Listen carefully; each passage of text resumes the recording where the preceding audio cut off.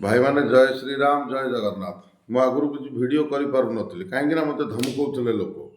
मु बहुत बड़ बड़ रोग को बहुत कम पैसा भल कर बहुत जगार लोक फेरिक आसती ए बाबा पवित्रनाथ पाखक किंतु भल होगी आज पर्यंत कहीं फेरी ना से सब बाबा आशीर्वाद। समस्त को अनुरोध बाबा पवित्रनाथ यूट्यूब चैनल को लाइक शेयर कमेंट करूँ।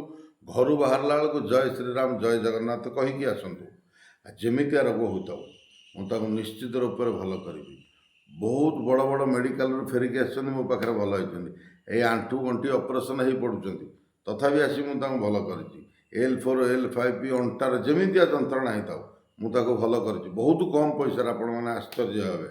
मु बाबा को प्रार्थना करी भल कर डरुली भिड करूँ ए संपूर्ण डर छाड़ीगला कहीं धमका चमका बाबा बंद करदे।